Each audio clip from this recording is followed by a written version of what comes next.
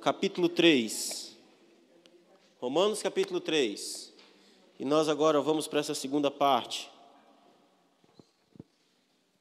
Romanos capítulo 3. 3, verso 19.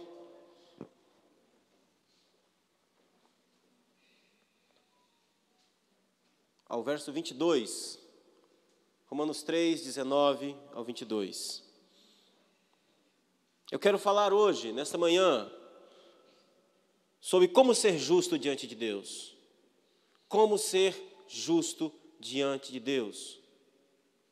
Como nós podemos ser considerados justos por Deus.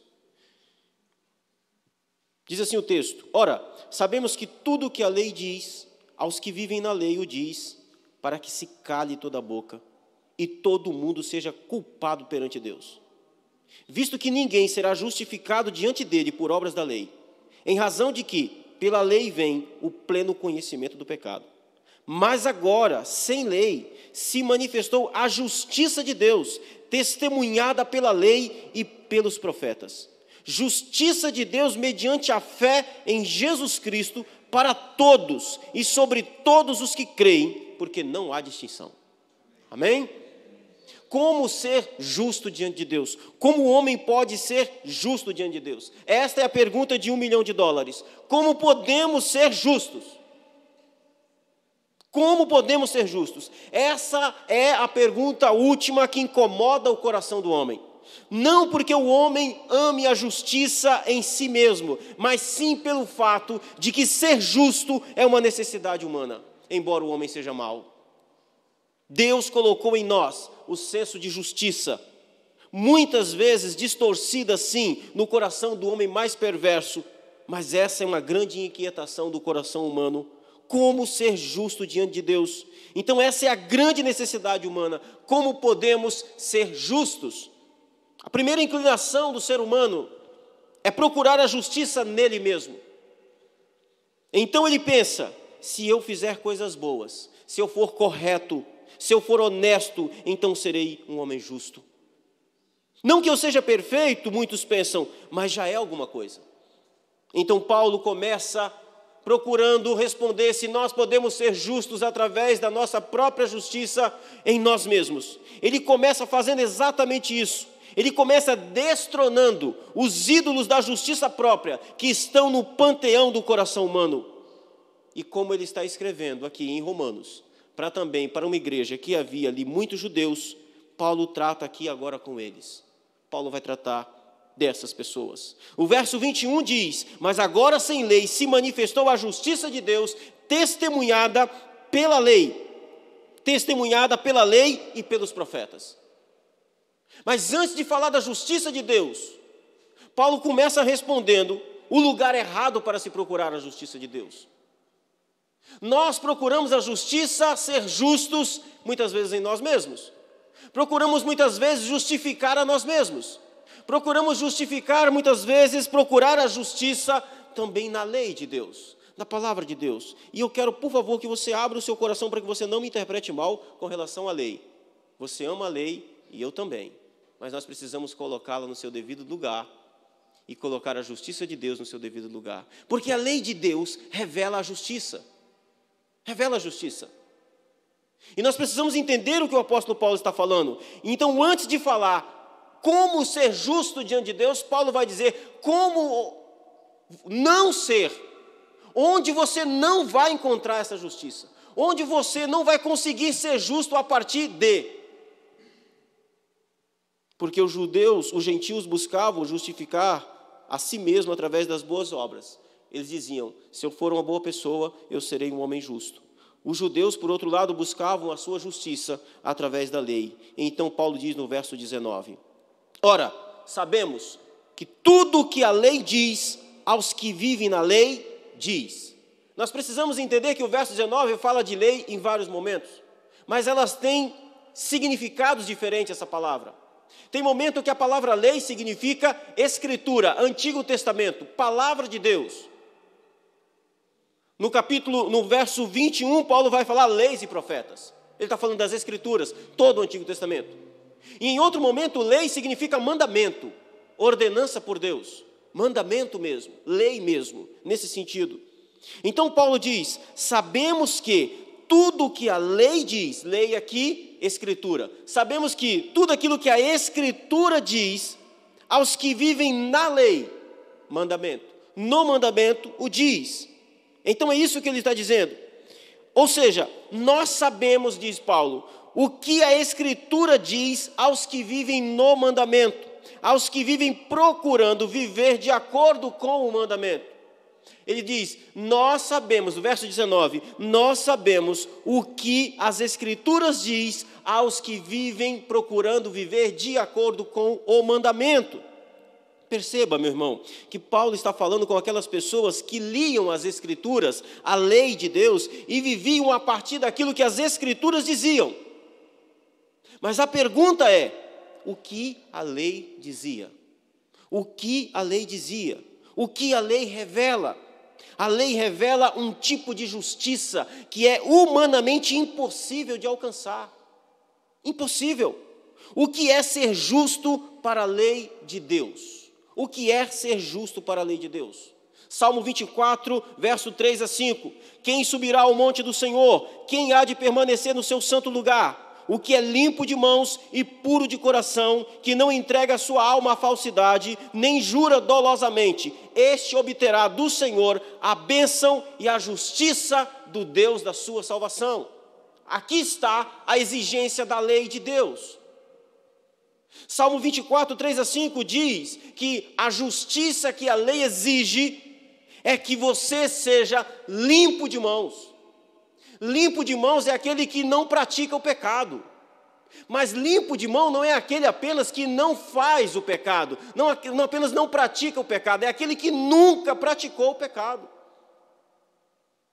Essa é a justiça que a lei exige, que você seja limpo de mão, que você nunca tenha praticado o mal, que você nunca tenha praticado o pecado. Você pode olhar para as suas mãos e dizer, eu nunca pequei?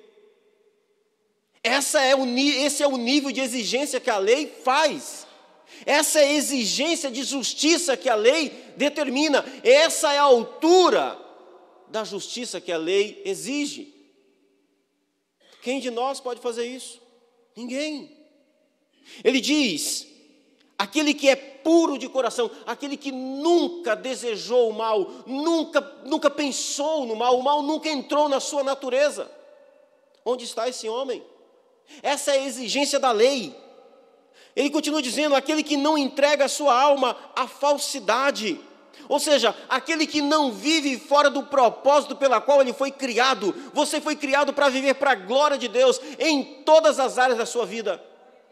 Já existiu algum momento na sua vida em que você não viveu para a glória de Deus? Esse é o nível de exigência da lei, é muito alto.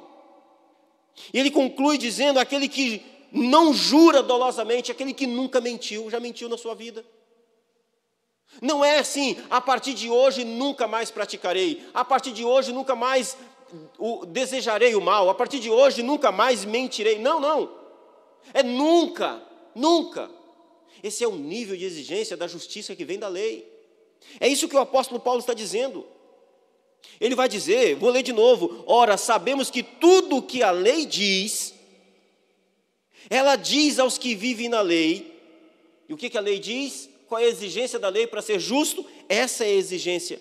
O texto do Salmo 24, 3 a 5 diz que a pessoa que é limpo de mão, puro de coração, não entrega a alma à falsidade, nem jura dolosamente, esse obterá do Senhor a bênção e a justiça do Deus na sua salvação. Deus vai considerar essa pessoa justa. Então Paulo está dizendo que aqueles que vivem na lei procuram obter uma justiça a partir da lei. Paulo está dizendo, você não vai conseguir, porque é isso que a lei diz. A lei exige isso e você não consegue. O problema não é a lei, o problema é que você é pecador. O problema somos nós.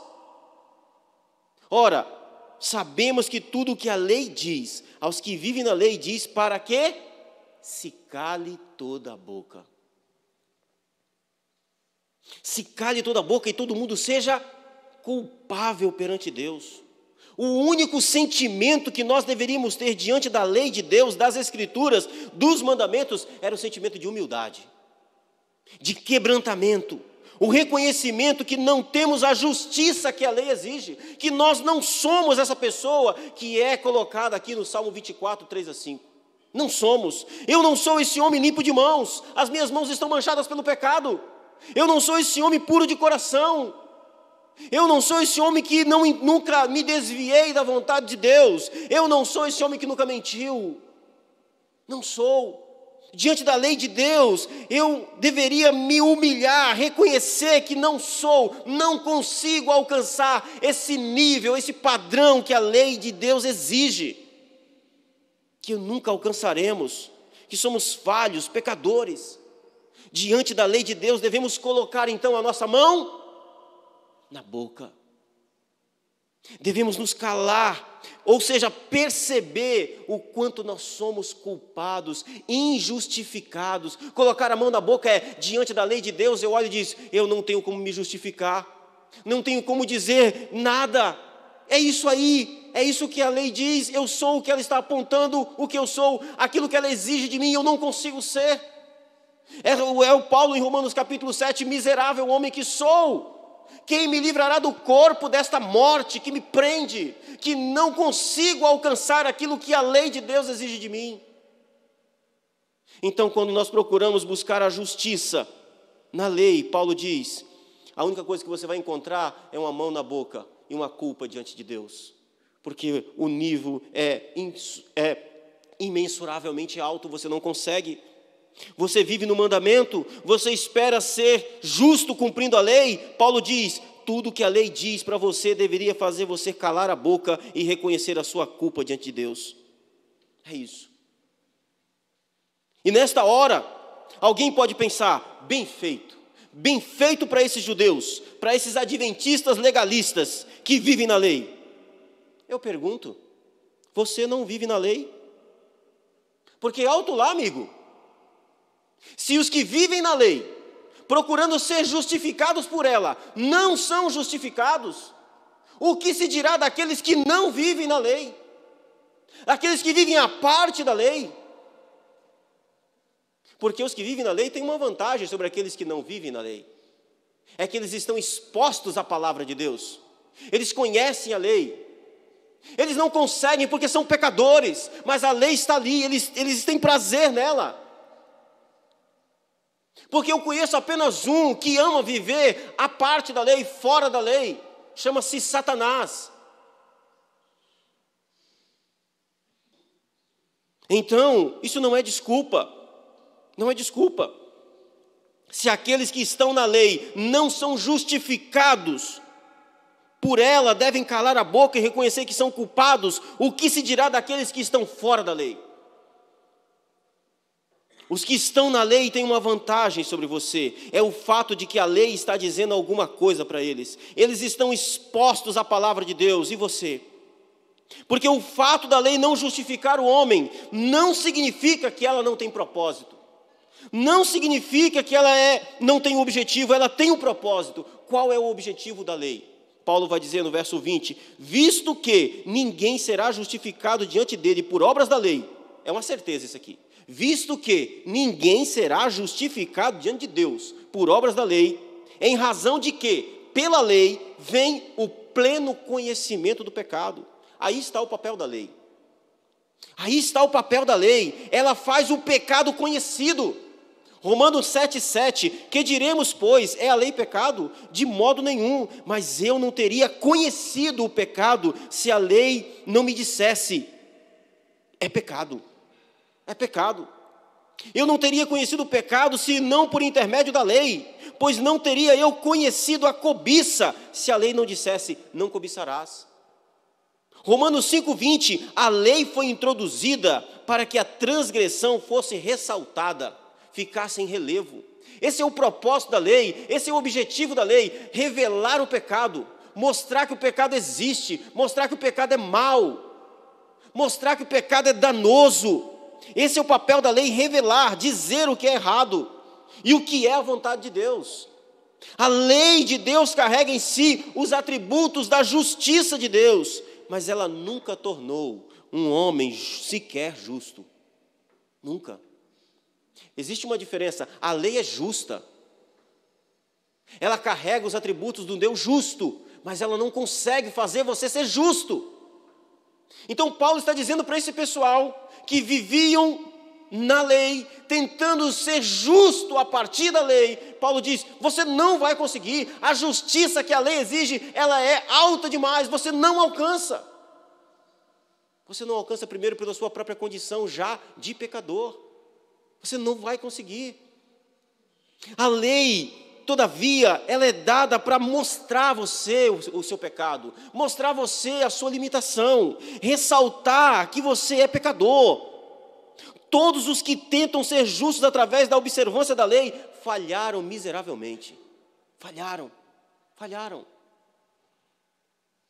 A prova disto está no fato de que todas as vezes que a Bíblia apresenta alguém que foi justo diante de Deus, não foi porque cumpriu a lei, mas porque Deus o justificou.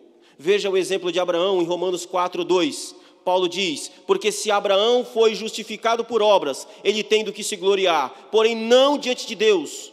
Pois o que diz a Escritura? Abraão creu em Deus, e isso lhe foi imputado para a justiça. Como que Deus considera Abraão justo? Como que Deus coloca justiça sobre Abraão? Porque ele creu em Deus. Deus diz, sai da tua terra, Abraão. E ele diz, fui. Eu acredito naquilo que o Senhor está dizendo. Eu vou caminhar com o Senhor. Nem sequer no tempo de Abraão a lei tinha sido dada ainda, como diz Paulo em Romanos 5, 12 e 13. Mas a pergunta permanece, como podemos ser justos diante de Deus? Paulo então, em Romanos 3, 19 e 20, apresenta o jeito errado de tentar ser justo diante de Deus. É tentar ser justo pela própria lei. A lei é santa, a lei é justa, a lei é boa, mas ela não justifica o ímpio. Não justifica. A lei é santa, isso é verdade. Porque a lei é a lei de Deus, de um Deus santo, mas ela não santifica ninguém. 1 Coríntios 1 e 2, a igreja de Deus que está em Corinto, aos santificados em Cristo Jesus, chamados para ser santos. A igreja de Corinto, Paulo diz que aqueles crentes, eles eram santificados em Cristo Jesus. 1 Coríntios 6, 11, tais fostes alguns de vós, mas vós vos lavastes, mas fostes santificados, mas fostes justificados em o nome do Senhor Jesus Cristo e no Espírito do nosso Deus.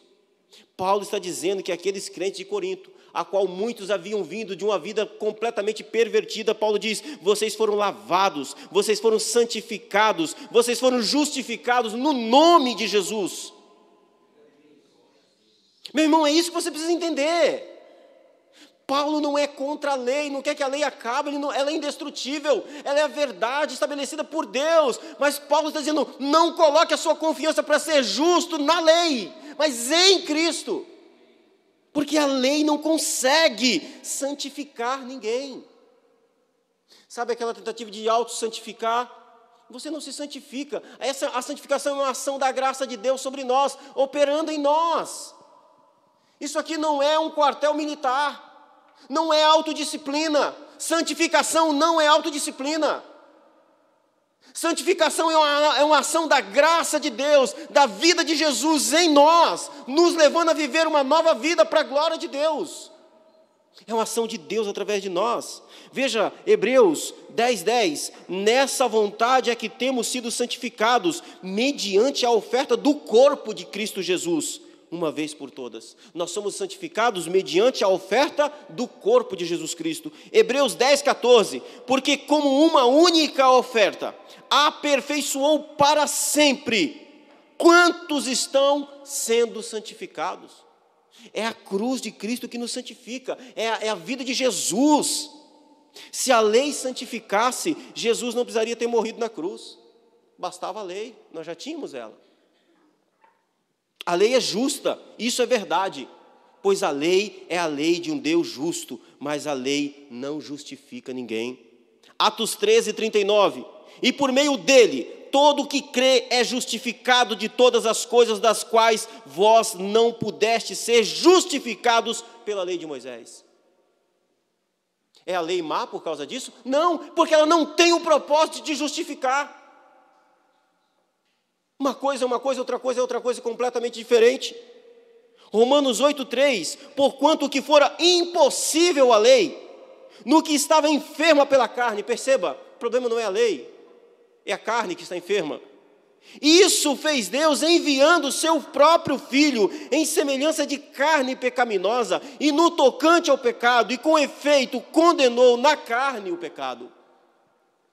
Paulo está dizendo em Romanos 8,3 que era impossível que a lei justificasse o homem, porque era impossível, então Deus teve que enviar o seu Filho. Ele teve que vir e ser moído em sua carne.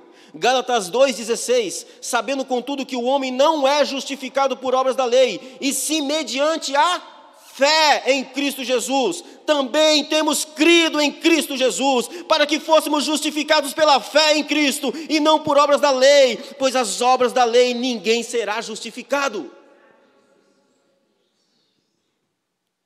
Se a lei justificasse, Jesus Cristo não precisaria ter morrido na cruz, bastava a lei. Olhe para o jovem rico, ele é alguém que tentou ser justificado pela lei. Marcos 10, 17 e 22, e pondo-se Jesus a caminho, correu um homem ao seu encontro, e ajoelhando-se perguntou: bom mestre, o que farei para herdar a vida eterna? Respondeu-lhe Jesus: por que você me chama bom? Ninguém é bom senão um, que é Deus. Sabes os mandamentos? Não matarás, não adulterarás, não furtarás, não dirás falso testemunho, não defraudarás a ninguém, honra teu pai e tua mãe. Então ele respondeu: mestre, tudo isso tenho observado desde a minha juventude. E Jesus, olhando nos seus olhos, o amou e disse: só uma coisa te falta. Vai, vende tudo que você tem, dá aos pobres e terás um tesouro no céu. Então vem e segue-me. Ele, porém, contrariado com essas palavras, retirou-se triste, porque era dono de muitas propriedades. Esse homem quer ter a certeza da salvação. Perceba, ele é um jovem, ele é judeu, circuncidado, vai na igreja, faz sacrifício, faz tudo certinho, mas não tem certeza nenhuma da salvação. Não tem nenhuma certeza da salvação. Completamente perdido.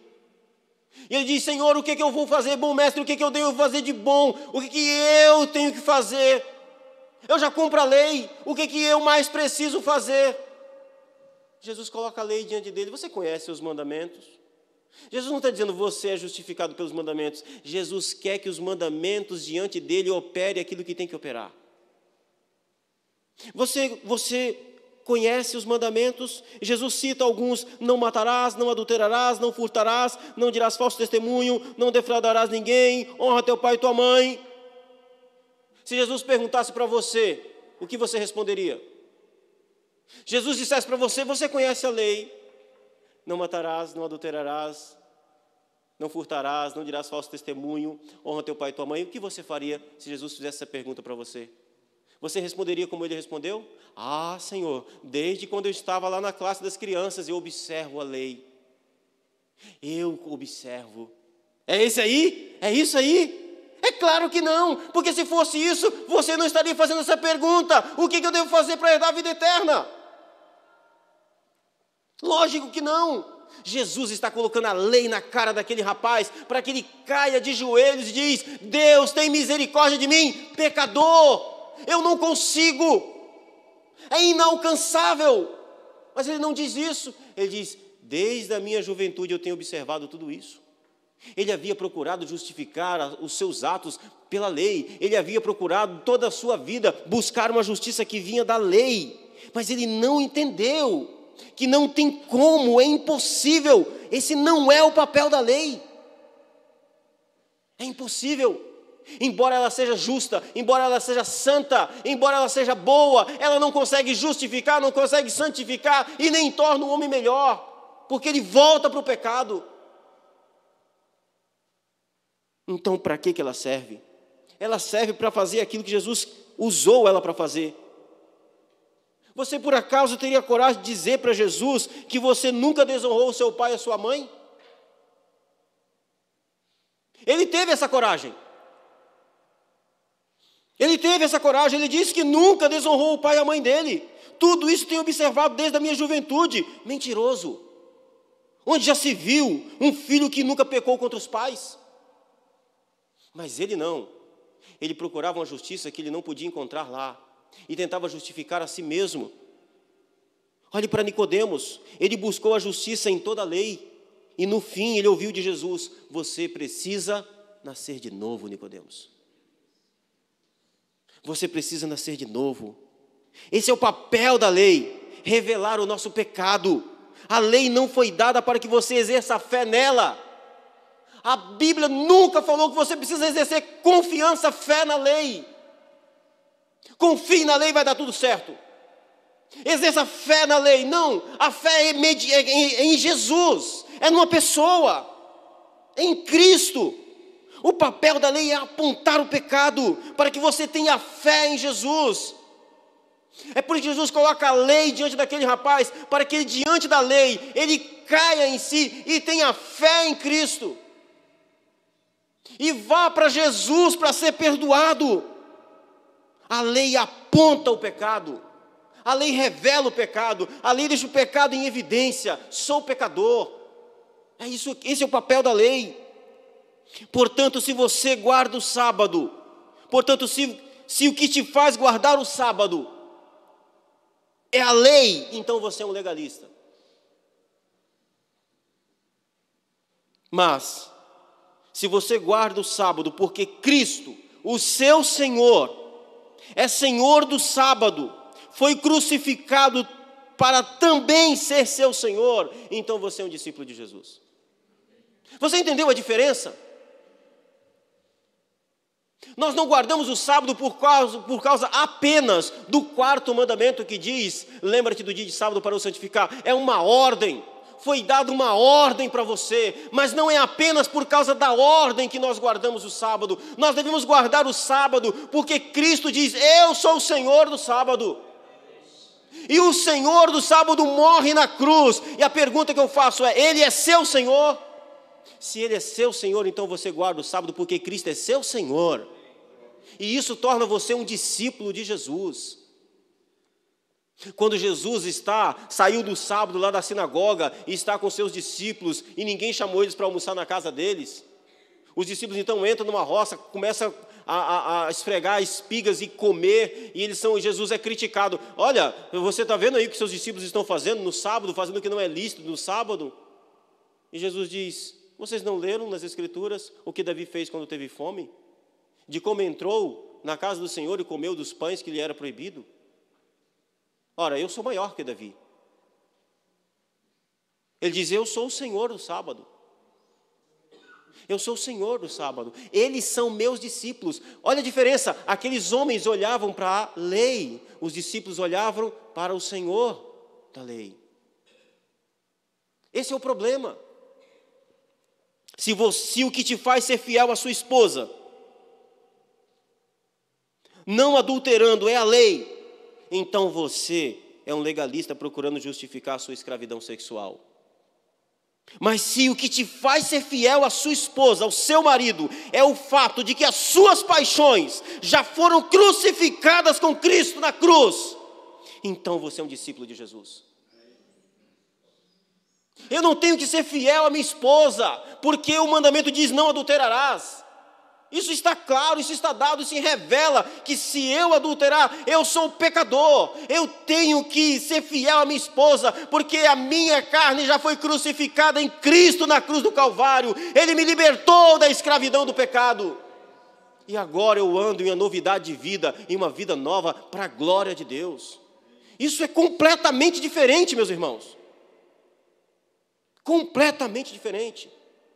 Porque se o que te faz ser fiel à sua esposa é não adulterarás, eu tenho dó da sua esposa ou do seu marido. Porque você não vai conseguir alcançar isso. Mas se é a cruz que te libertou da escravidão do pecado, que faz você permanecer fiel, então está tudo seguro, está tudo em paz. Lembre-se, a lei não salva, não justifica, a lei não te torna bom, mas tem uma coisa que ela faz com você: ela te condena. A espada da lei está sobre a sua cabeça. pronta para executar a justiça de Deus. A flecha da lei de Deus já está apontada para o seu peito, o arco está tensionado, pronto para ser embebido do seu sangue. Você não pode escapar dela, ela te alcança, ela mostra o seu pecado e ela te condena ao inferno. Esse é o papel dela. Esse é o papel da lei. Se não podemos ser justos através das nossas boas obras ou da obediência da lei, como podemos ser justos diante de Deus? Porque até aqui eu falei como não podemos ser justos. Então a pergunta é, como podemos ser justos diante de Deus? Olhe para Paulo, olhe para o que ele diz em Romanos 3, 21. Volte para o nosso texto, Romanos 3, 21. Ele diz, mas agora sem lei se manifestou a justiça de Deus, testemunhada pela lei e pelos profetas. Amém? O que diz o texto? Mas agora sem lei, mas agora a justiça de Deus se manifestou sem a lei. Mudou de novo, vou voltar para o meu texto. Mas agora, sem lei, se manifestou a justiça de Deus, testemunhada pela lei e pelos profetas. Deixa eu te fazer uma pergunta. Quais são as palavras mais importantes do verso 21? Quais são as palavras mais importantes do verso 21? Talvez você possa pensar, é a palavra justiça, ou a palavra lei, ou a palavra Deus, profetas, palavra testemunhada. Não. A palavra mais importante do verso 21 as duas palavras mais importantes são, mas agora. Mas agora. Porque presta atenção, o que Paulo está dizendo se não existisse esse mais agora, você estava condenado. Porque não existe como ser justo diante de Deus por você mesmo, não existe como ser justo diante de Deus pela lei. Aí Paulo vai dizer, mas agora, porém, contudo, todavia, existe um jeito de ser justo. Mas agora sem a lei, quer dizer, não através do mandamento, não através da lei, sem lei se manifestou, se revelou a justiça de Deus. O modo como você pode ser justo diante de Deus foi revelado. Justiça essa testemunhada pela lei e pelos profetas, ou seja, pelas Escrituras. E o que é essa justiça? E o que é essa justiça que se manifestou, que Paulo diz? Porque Paulo diz, a justiça de Deus se revelou. A justiça de Deus se manifestou. E o que é essa justiça? Essa justiça não é um conceito, não é uma ideia, não é uma atitude correta. Essa justiça que se revelou, Paulo está afirmando que é uma pessoa. A lei e os profetas, as Escrituras, testemunhavam, falavam, profetizavam de um homem que viria. Paulo então está dizendo para aquela igreja de Roma, meus irmãos, vocês não são justificados pelas suas boas obras, vocês não podem ser justos diante de Deus pela lei de Deus, esse não é o papel da lei. Mas agora nesses últimos tempos, nesses últimos anos, Deus manifestou, Deus revelou, Deus trouxe a esse mundo a justiça dele. Uma justiça que havia sido profetizada, que havia sido prometida pelas leis e pela lei e pelos profetas. Todo o Antigo Testamento fala dessa justiça de Deus que viria. Ela veio, ela se manifestou e ela é uma pessoa. Veja o que dizia a lei e os profetas, Isaías 53, 11. Ele verá o fruto do penoso trabalho da sua alma e ficará satisfeito. O meu servo, o justo, com o seu conhecimento, justificará muitos, porque a iniquidade deles levará sobre si. Jeremias 25, 5. Dias virão, declara o Senhor, em que levantarei para Davi um renovo justo, um rei que reinará com sabedoria e fará o que é justo e certo na terra. Jeremias 33, 15. Naqueles dias e naquela época farei brotar um renovo justo da linhagem de Davi, e ele fará o que é justo e certo na terra. A Escritura, a lei e os profetas falavam de um justo, de um homem que viria, e Paulo diz que esse homem é a justiça de Deus. Isaías diz que ele é o justo e o justificador do seu povo. Jeremias disse que ele faria o que é justo, e Paulo afirma, ele é a justiça que Deus se manifestou. Jesus Cristo é a justiça de Deus em carne e osso. Jesus Cristo. Então eu faço novamente a pergunta para você: como você pode ser justo diante de Deus? Como nós podemos ser justos diante de Deus? Você precisa da justiça de Deus. Essa é a única maneira de você ser justo diante de Deus. Você precisa ter Cristo dentro de você. Se Cristo é a justiça de Deus, você precisa ter Cristo na sua vida. E como podemos ter essa justiça em nós? Nós já vimos que Cristo é a justiça de Deus, mas agora nós podemos ter essa justiça. Paulo diz então que a justiça de Deus é Jesus. A pergunta é, e aí nós temos necessidade de sermos justos. A pergunta é, como é que a gente pode? Como que a gente pode então ser justo? Como podemos ter essa justiça de Deus? Paulo responde no verso 22, justiça de Deus mediante a fé em Cristo Jesus. Justiça de Deus mediante, através, por meio da fé. Fé, confiança naquilo que Ele fez, confiança na obra de Cristo Jesus. É assim que nós somos justos diante de Deus. Tente nunca mais pecar, e você falhará miseravelmente. Você pecará de novo. Tente ser justo diante de Deus, nunca mais pecando, e você falhará. Tente ser justo diante de Deus, fazendo boas obras, e uma hora você vai acordar na madrugada e encontrará com o que há de pior em você mesmo. Você verá que você não consegue ser justo através das suas boas ações, das suas boas obras, da sua honestidade, embora tudo isso seja uma ordem para que você seja. Não há justiça lá suficientemente para que você possa permanecer de pé diante de Deus e ser considerado justo por Ele. Existe apenas uma única maneira de você ser justo diante de Deus. É se você tiver a justiça de Deus, que é Jesus Cristo. Essa é a única maneira. Já vimos o como podemos ter a justiça, que é através da fé. Agora, quem pode ter essa justiça? Quem pode? O texto diz, Jesus, justiça de Deus, mediante a fé, para todos os que creem. O verbo crer aqui indica uma ação que acontece agora.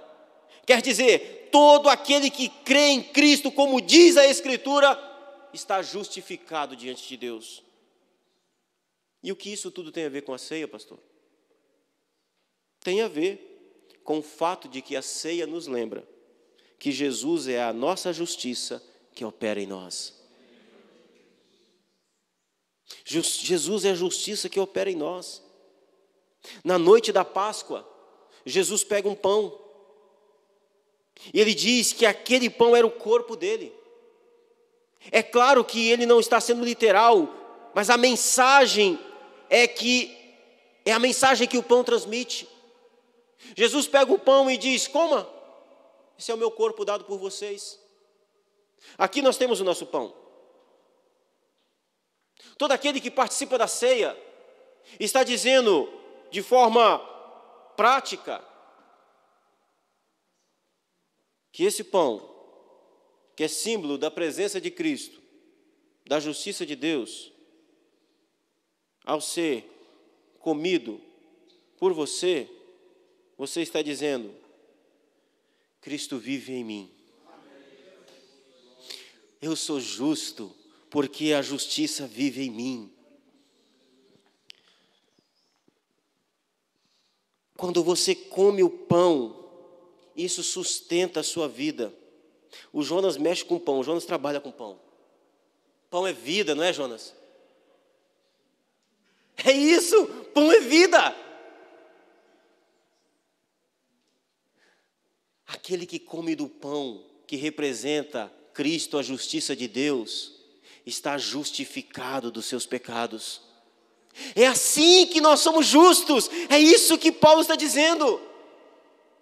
Quando você come um pão, o seu organismo absorve os elementos daquele pão e o pão passa a fazer parte de você. Assim, todo aquele que crê em Jesus também passa a fazer parte da vida daquela pessoa. Ou seja, a justiça de Deus começa a operar em nós.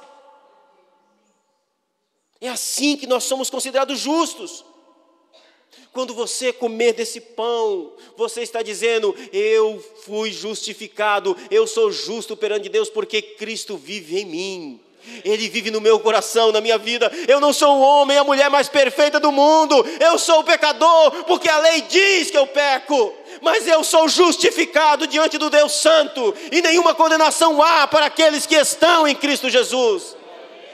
O pecado não tem domínio mais sobre mim, porque Cristo vive em mim. É isso que esse pão simboliza, a justiça de Deus em nós. A justiça de Deus.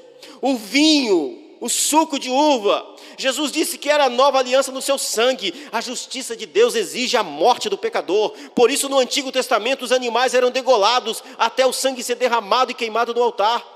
Por isso o vinho é o símbolo de que os nossos pecados já foram punidos do sangue de Jesus derramado na cruz do Calvário. Já foi derramado, já foi punido. E eu quero terminar, concluindo, para fazer uma pergunta para você. Cristo vive em você? Cristo vive em você? Se você morresse hoje e acordasse no futuro diante do tribunal de Cristo, você seria considerado justo por ter a justiça de Cristo, ou seria condenado pela lei? Você precisa levar isso em consideração. E eu quero desafiar você a confiar totalmente na pessoa de Jesus agora. Ele morreu na cruz pelos seus pecados, para que você não pudesse ser condenado pelos seus pecados, para que você pudesse ser considerado justo diante de Deus. Você pode ficar de pé? Eu quero orar com você. Nós vamos orar ao Senhor, confessando a Ele aquilo que a lei revela em nós. Pecador.